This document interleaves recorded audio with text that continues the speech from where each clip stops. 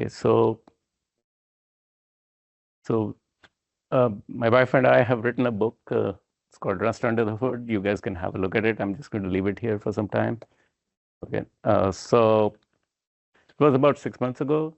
So this presentation is not what the book does is it goes into like even assembly level and goes deep and shows like what happens in Rust, and surprisingly large number of things happen in Rust at assembly level, which we are kind of hidden from.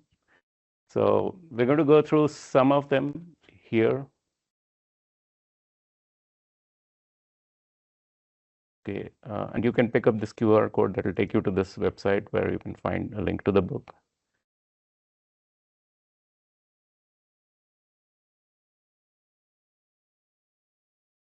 Okay, so we're going to talk about quite a few topics here, starting from like how the enum, structs, vectors, strings are laid out in memory. We're going to look at pattern matching, what's really going on, and how good it is. Like how, if you compare pattern matching to what somebody would write with if statements, how close does it get? And how are smart pointers managed in memory? Then we'll look at uh, tail call optimization when it happens and when it doesn't happen. And basically, Rust is kind of a best effort tail call optimization. So if the last function would get optimized, but there's no guarantee that it will happen. And we'll talk about what tail call optimization is. We look at dynamic dispatch and vtables. Rust does dynamic dispatch differently from C++, and so we'll look at that. Then we always hear that functional programming in Rust is a zero cost abstraction. We'll see an example of that. Then we'll look at what closures are and how they capture the environment. And finally, we'll look at async await from 2 points of view, like from the function's point of view, and from what an async executor, what does it look like to an async executor?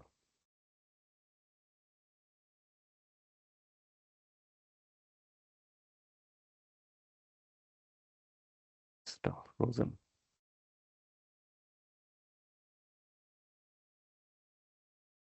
Yeah. So this whole presentation is more like few examples, and we'll look at either the assembly or a low-level details of what's going on in the system. Let's start with an enum. Here's an example of an enum with 3 entries, and the way it's laid out in memory is shown in the table below. It's basically a union, and there's a discriminator field that gets added, and it's a 64-bit field that's getting added here, but the compiler does optimize it based on if it can find a padding, or in fact, it actually can be opportunistic and completely remove it if it's able to infer by looking at some other field if there is a difference between the two. And like, for example, if some field is 0, it's going to be 0 in some case, it's actually going to hang on to that and use that to determine, use it as a discriminator. So in this particular example, it actually just puts in an 8-byte field, a 64-bit field, and depending on what the discriminator's value is, the compiler will either put an I64, F64, or 2 F64s as required by this code. And now let's also look at an example of simple pattern matching happening to, let's say, double some number. Again, this is not a mathematical double, just adding stuff up to be, and you can see it's performing the same operation on an integer, floating point number, and a complex number. If we go under the hood, what's really happening is we can see here that the compiler gets in, looks at the discriminator, and performs all these operations that are needed and returns. You can see that for 64, for complex numbers, it's actually performing, it actually automatically starts using vector operations and performs the real and the imaginary part are computed together, addition, multiplication, everything happens in short. The main thing is here is that the discriminator, which is completely hidden from the developer, is added by the compiler, and it uses it to perform the different legs of the code. And Rust performs this in a very type-safe fashion. So there is no way to, unlike C, you cannot go and wrongly interpret a union.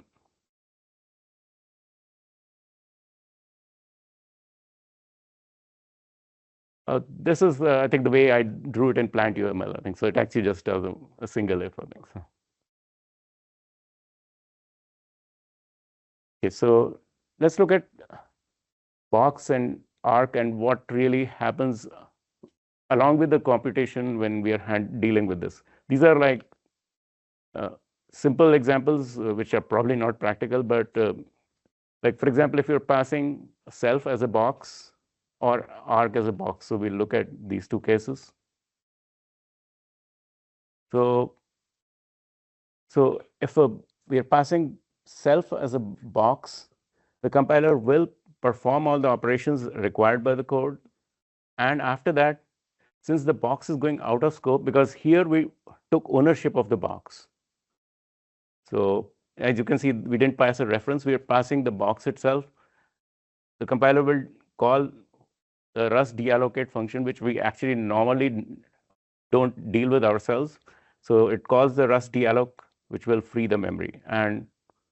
And so this is, again, something that you don't see, but it's actually going on behind the scene. And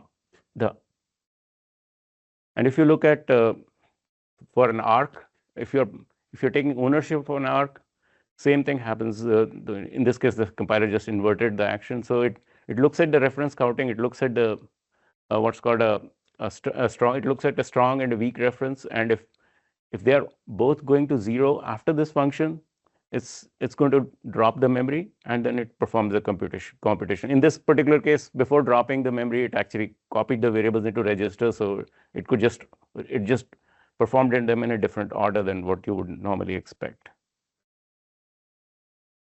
Okay, now let's look at another curious thing.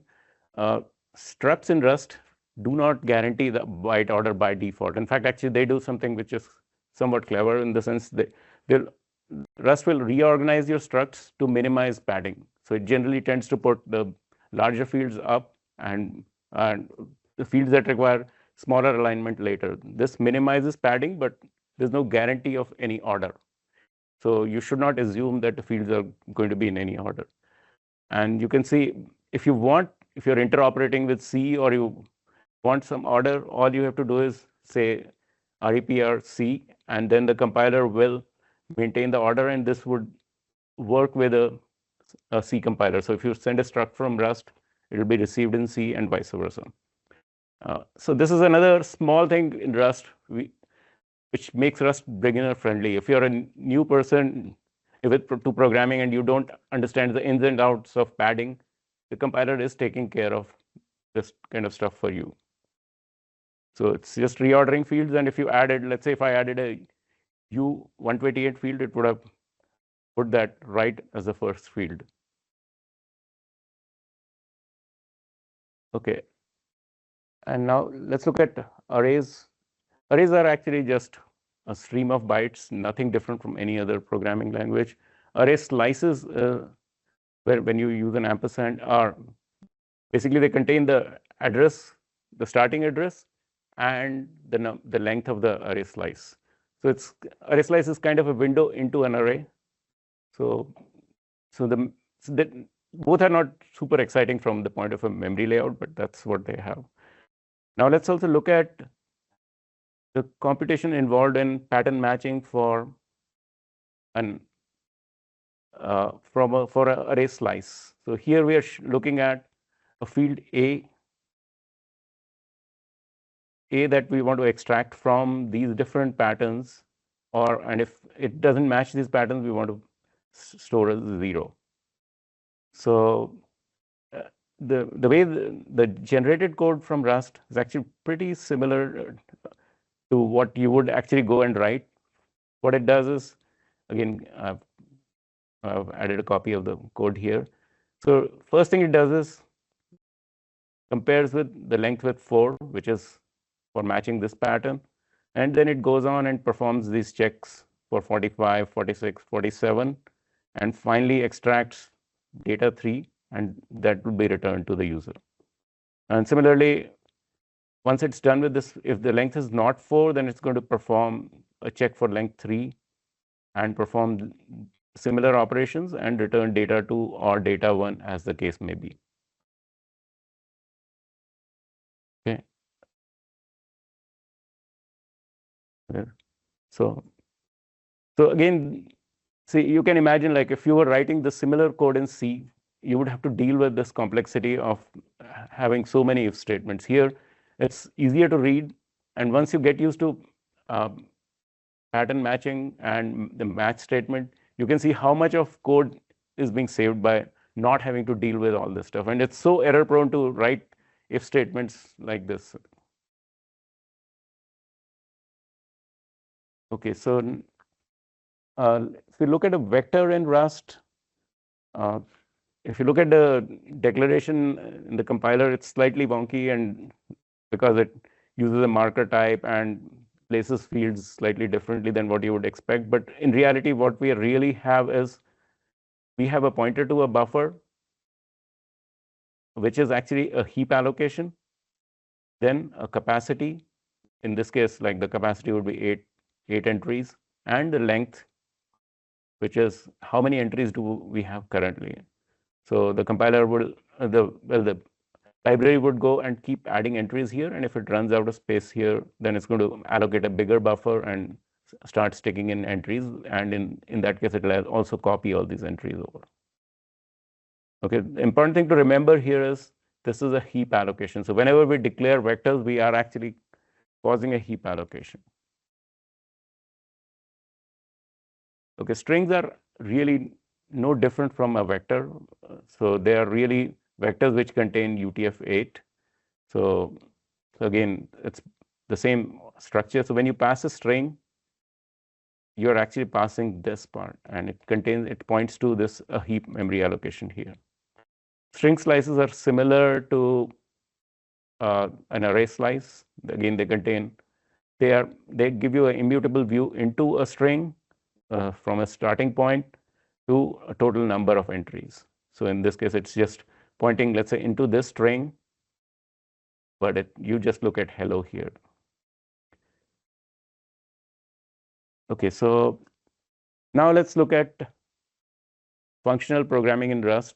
Is it really a zero cost abstraction? We can't say that by looking at, I'm just looking at one example, but from my experience, what I saw is the compiler does optimize everything away, like unlike many other languages where you do have cost of sometimes getting into function calls. Rust seems to be eliminating function calls in most cases. Again, this is a contrived example where you are calling a fold operation, which is actually just collapsing these entries, and you can think of this as an accumulator being added. There's an initial value, and then you're performing a function on each entry and collapsing all of those entries into a single result that is being returned to the user. So in this example, I've taken the fold is basically what we're doing here is we are actually taking we have an array which contains 3 functions, and we want to see we want to apply each of them, and the result of the total fold operation is going to be the addition of all the results from each and every one of those functions, I think. So in this example, I have 3 functions, and basically what I'm doing is I'm saying multiply by 2, add 1, and multiply by 2. What the compiler does in this case is it inlines these 3 functions because they are small, and it also collapses them together. So if you look at it, you can think of these as polynomials, and so finally we end up with a polynomial 4x plus 2 by combining all these 3 operations. So, and what the code you get here is looks something like this.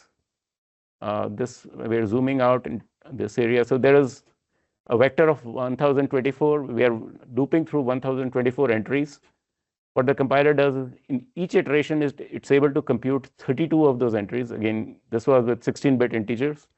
So you can see it's performing eight multiplications and 8 additions in parallel. and then it does that 2 times. So what you end up with 32 operations getting performed in a single loop iteration.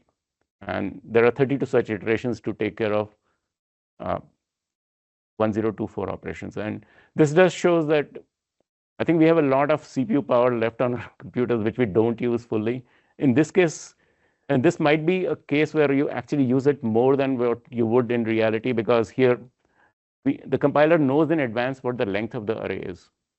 If it doesn't know the length of the array, I haven't included that example here, but what it does is it generates code for if it's a multiple of, let's say, 8, then use this routine. And if it's a smaller number, let's say 4 entries, it will generate some code. And it actually weaves them together to handle all entries. So if we can tell the compiler the total number of entries, you get more efficient code, but you still don't sacrifice on efficiency, because the compiler does do length checks, and based on that invokes different parts of the code to cover all the cases. And it will actually use them together, right? It will cascade them. If you have a multiple of 8, then a 2, so it will put 2 or 3 things together to compute the full result. Okay, one thing I didn't cover earlier when in that function was the function is returning a vector, which means right off the bat the compiler is going to allocate memory. Since this was a use16, so it allocates 2048 bytes for a 1048 byte array, and it sets the alignment to 2. So whenever Rust allocates, you have to specify both the values, the size and the alignment of memory. Okay, so here, one thing to keep in mind is that when you're calling a vector, you can see a panic if you run out of memory. So, which is actually not a big deal, because in any other programming language, if you run out of memory, there's very little you can do in your application. It's going to die anyway. So as long as we just need to know that most likely the application is dead when you are out of memory, but this is what the compiler does generate this code for panicking in this case. Okay. Any questions up to this point, or I can keep going? Okay, so let's look at traits, vtables, and tail calls. Okay. Here I've shown some traits. You can see a shape trait with an area function, where it actually, the way the code works is the user doesn't have to actually, the code you're writing may not have to know about the actual type of the field we are dealing with, or the type we are dealing with. Similarly, here it's here's a draw trait, which actually kind of extends the shape trait and adds another method. So we'll look at the code generated for these cases. So as you can see, the compiler does not know the actual type, because we are using the din keyword here. So it'll have to call the draw and area functions through an indirection. Okay, so before we go further, let's look at how Rust performs dynamic dispatch, where you actually don't know the type of the operation of the concrete data type. So the way it works is it has a pointer to the concrete data type, and it keeps a vtable pointer, in fact. So these are called fat pointers in Rust. So you have basically two 64-bit numbers sandwiched together. So it's kind of, you can think of this like a tuple. And this tuple carries this vtable pointer, which contains a destructor, which I haven't seen getting used too much, but it's there. And more importantly, it contains pointers to the methods of the concrete type, which the caller of this code may not know about. Okay, so like, for example, method 1, method 2 here. And it also contains size and alignment for the data structure. This is needed. Imagine if we were dropping a box containing like a din pointer, we still need to free the memory. And so you need to know the size information in the vtable. Okay. So let's look at like this draw dynamic function where you get a din pointer to a draw din reference. So in this case, one would expect that there will be a function call in assembly, but what we actually see is a tail call, which is meaning that the compiler actually just performs a jump to the code instead of creating a stack frame. It's able to get away with this because effectively what we are really doing is we are fooling the called function into thinking that we have arranged a stack frame, and when the function actually returns, it's not returning to the caller, but it is returning to the caller of the caller. So here it shows what really is happening.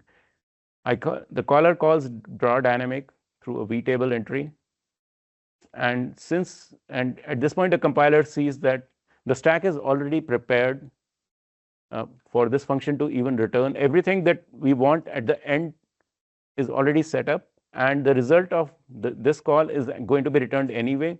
So we trick this function into thinking that it is returning back to draw dynamic, though when it returns, it actually returns back to the caller itself directly. So that's why if it was a call, then a stack frame would have been added for the return address of draw dynamic. But since we are just jumping to it, the stack just contains the return address of the caller, which is this function. And when it returns directly to this function. So we are saving stack frames and allocations for this call. So you can say that Rust is not able to obviously inline a dynamic dispatch, but this is the next best thing it can do.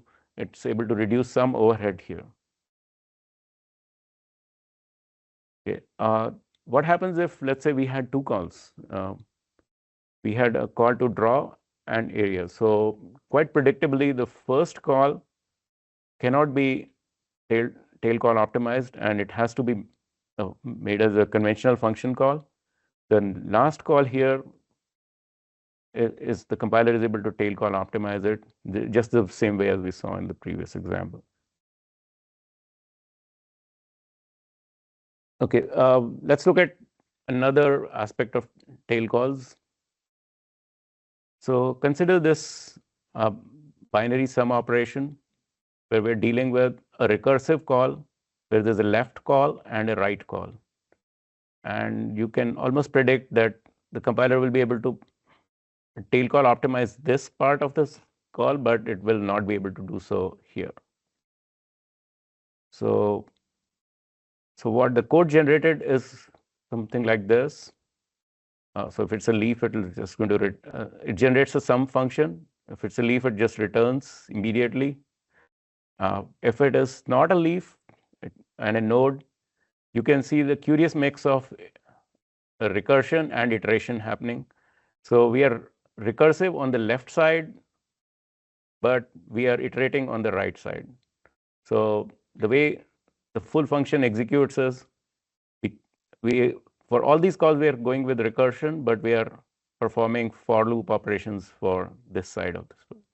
This is actually no different from what we saw earlier, where there were two calls.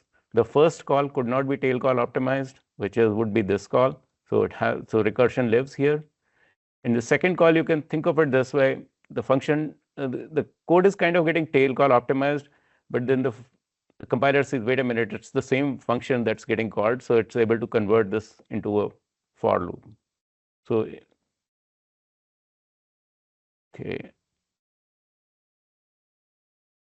Okay, closures. This is again a very simple example of a closure.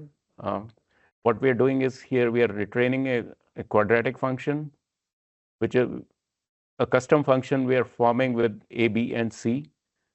The code generated here is actually just to copy so effectively what preparing a closure does is it just prepares the struct, which is hidden to the user, which contains the fields that you specified to be captured here. So the return from this function, you can see it's just copying A, B, and C, and are being stored into a struct, and it's being returned. So the compiler knows that this is a closure, so it knows that these are the captured values that have to be used.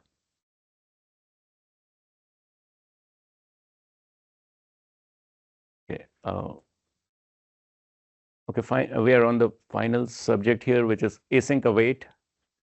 We're going to look at uh, uh, what happens in an async function. Here, it's like in a video game, you might see a patrol function where you have a sentry moving between two entries, moving, let's say, from one position going to another position. And so it awaits reaching this position. And once it reaches this position, it awaits reaching position 1. So what happens here is the compiler actually converts this function into a full-fledged state machine. So it starts with, in fact, it adds a state variable in, just like we saw a discriminator. In this case, the compiler will add a state variable into the function to identify what are called the await points, whether it's because these functions are resumable, so whether we are at this point or we are awaiting something here or we are awaiting here, all these would be captured in a single state variable, which is shown here as 0, 3, and 4 values. So when you invoke the function, it'll call the poses 0 await. So it's in a state waiting for the result to reach this value, and when we return ready from here, it's actually going to transition into this state and start waiting for this procedure to be for poses 1 await to be finished, meaning that the sentry reaching the position 1. And once it is done, it'll go back to state 0. So you can see here that this is actually an infinite loop, and the infinite loop manifests itself as a state machine cycle here. So you transition the states this way, and we'll see in future slides that this is somewhat counterintuitive. It's an infinite loop, but the function returns periodically. Whenever we have to await something, the function will still return. Okay, so this is how the code really looks like. And I'll look at I'll show the 3 different pieces of it. So when you start into, so you are at this point, okay? You start here, you make your function call. If the closure is going to return ready, means that whatever await condition was there, if it is satisfied, it can go and call the next condition, which is looking for position 1. And if this function is again has reached that position, it's going to return here, and it'll go back to the start state again, because this is like this code executing. And if effectively what's happening here is these function calls are being replaced by poll calls, which I'm not covering that. We'll look at that a little bit later, where the polls actually return ready or they return await or pending. So if it returns pending, we wait in this state. If it returns ready, we move on to the next state. So that's what's happening in these cases. So this is a state where you started. So you can very quickly go back to this state if, let's say, the results are available all the time. Otherwise, you will block. Like, for example, here, if the result is not available, you're not going to block in the conventional sense of the word, but more like the function is actually going to return back to an executor. We'll look at that. And it will be executor's job to call the function again, but the function won't start from here. It'll remember the state and it'll start from this point. So we can see here, if we had blocked awaiting a result from here, the function resumes at this point and performs a closure, goes into and it reports. If it again gets a result ready, it goes through the next closure. Again, state machine transition happens same way. Okay, and again, if it is polling on the second position, it will wait until the final result. And finally, you can see that if we are awaiting a result here and we get a result, which is poll ready, we're going to go back to the beginning of the loop. Okay, otherwise we'll return. these are actually, whenever we say poll pending, this is actually a return call, and we'll see that in the next slide. Okay, so here is, we are looking at the same async function, but from the point of view of an executor. The executor is actually running the whole state machine. It's keeping track of how the async operations are. So what it's really doing is it's basically making poll calls. It's making a poll call with the environment context, and the function starts in this state, and this is basically our first call happening here. Go to and await. So from the executor's point of view, this looks like a function call where it calls poll.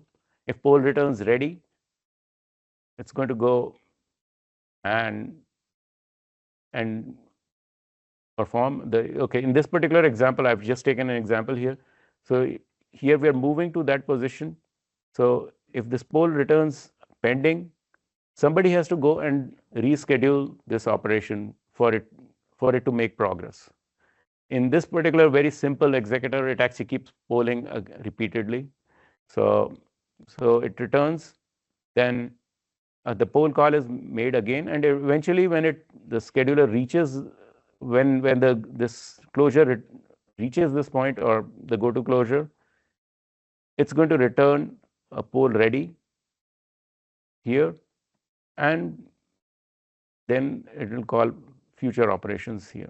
One thing to note here is our infinite loop is in this patrol closure.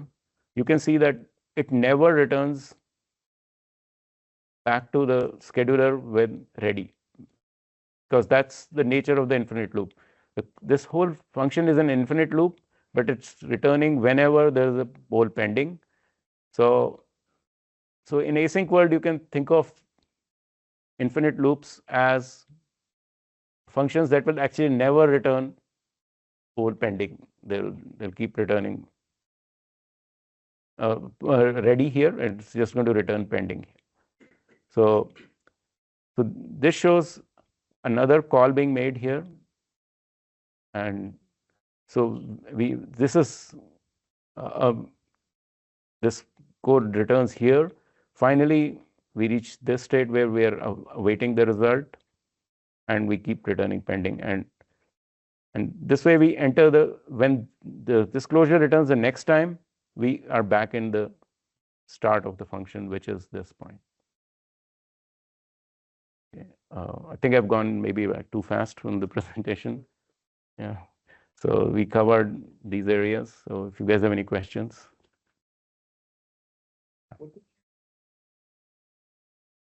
I used Godbolt. Yeah. What was used for doing the disassembly of the code? It was all done using the compiler explorer or Godbolt, and it's pretty nice. The only thing is it doesn't support ARM. It supports x86, 64, and you can actually do quite a bit of things. You can even compare two functions and do all kinds of operations. And in the book, actually, I put in links to the Godboard pages. You can actually get tiny URLs, and anybody can go and visit them. And like I've added examples also. You can modify things and see what happens. It's kind of fun to see if the array was, let's say, 1024 entries, you go and increase it to 5 million entries. What does the compiler do? And at different lengths, sizes, the code generated might be completely different. So if let's say the array index was 32, the compiler will not generate the for loop at all. It will just inline everything. So it's interesting to see. I would say optimizers are the unsung heroes, which we don't talk about, but they do amazing amount of work, I think so. Yeah.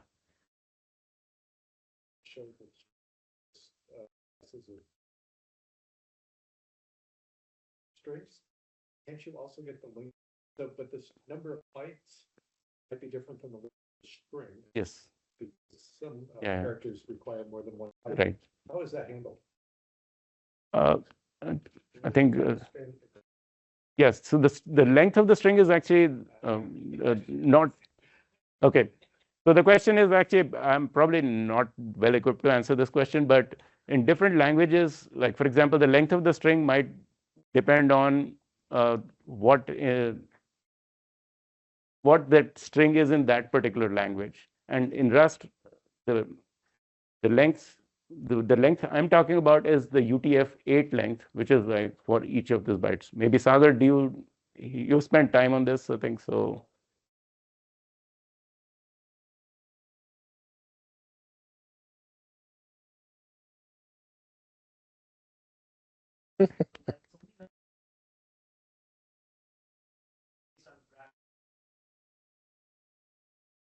Would expect this. So anything else is, but graphemes is good. I tried to bring any. If I ask for the length string, I'm getting the number of bytes. I'm not. I want It to might like be- really know how many characters. Yeah, in Rust, what you get, the 3 words are the pointer. It's the number of Yeah. bytes that are in the string right now. The third one, and this is also true of vectors, is the capacity. Yeah. So how much currently allocated memory there is. So those are the 3 words, right? Whether it's a 64-bit OS, it'll be 64 bits. Yeah. And so when you're asking for length in Rust, you are not getting the graphemes. You are getting the bytes. And that's what you need. If you do want to get the graphemes, there's an excellent crate. I could not begin to pronounce his last name, but I will try. Manish Gregor. But he did a really good library that actually handles strings correctly. And so you don't have to do this yourself. This is for accounting characters versus bytes.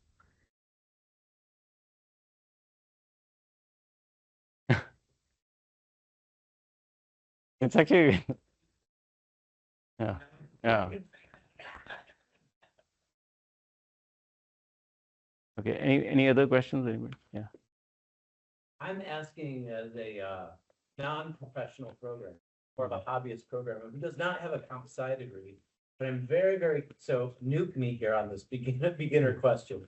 But what types of programming are you doing professionally where you're spending a lot of time worrying about the memory layout of a program? Because I'll write scripts, I'll write dumb little games in Rust and stuff like this, like handy little string manipulation tools, and I've never once worried about memory layout. So for someone who has no comp sci degree and is not like paid to program, what can you tell me about who's worrying about memory layout? Yeah.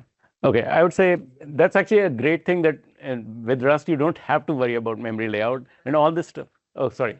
The question is,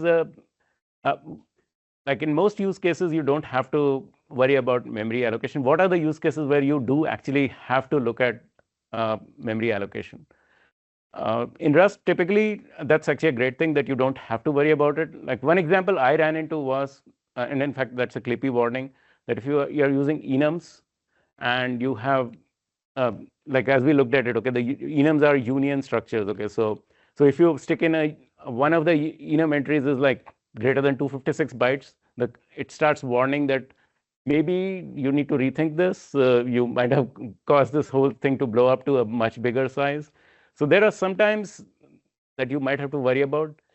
Other applications which I actually am personally struggling with is like when we move to Rust, not everybody is going to move with you. Okay, so I'm working on a project where some part of the code is in Rust, and most of the project is not in Rust.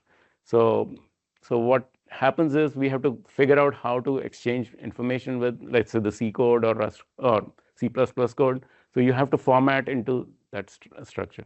But yes, most of the time you should not have to deal with worry about these memory allocations. There are some cases where it does become a factor. Like for example, we looked at closures. Okay, so if you go very deep in closures and have lots of awaits, you may end up with a very big struct that gets created internally. Thank you. Oh yes, yeah. Especially in the case of large struct, adding common game data structure. Yeah.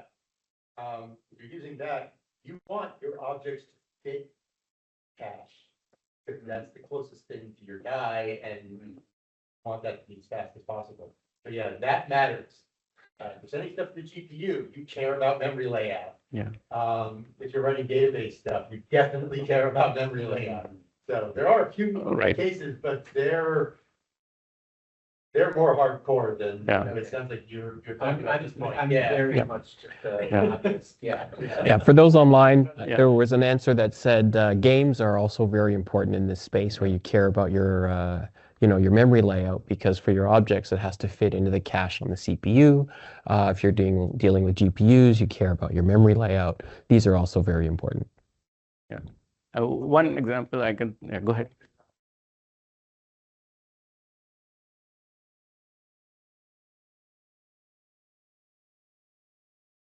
You have an enum that represents like display, position, absolute, relative, whatever, I don't know. You only really need 4 bits to represent that. If you're doing padding, you're wasting a lot of space. And you're copying around these big objects, even though you have to need to. And web browsers just creating loads of these things because JavaScript is terrible language. That's why I've never explored like Yeah. development. Yeah, one more case which actually I have not covered is that in Rust, array indexing is always bound checked. So if you are a C++ developer and you want to prove that Rust is slow, easiest thing to do would be just show a matrix multiplication application, and obviously there'll be bound checking. The compiler does eliminate them, but it will not completely eliminate them. So that's why when you're using matrix multiplication, you're going to use some other crate in Rust rather than just rolling your own matrix multiplication program. Would it matter more in embedded applications than maybe like on a class? Okay, so the question is, will it matter more on embedded? Sure, I think we have an expert here on embedded. Like there is something called no STD, where you have to worry a lot about different sizes. Yeah. Okay. Yeah. In my car project, I'm sampling data. If I used a CAN bus, a car area network bus, the high speed, get this, high speed CAN bus is 1 megabit. So we think about, what's the slowest USB standard? USB 1, and wasn't that like 12 megabits, right? So no one would ever use USB 1. So we're in a completely different realm when you're dealing with embedded systems. You're dealing with kilobytes or less of memory, right? Hundreds of kilobytes or less. So in those cases, you care very much about padding as well. It's another good example. Thank you, Okay. You're welcome. everybody. Okay. Great. Thank you.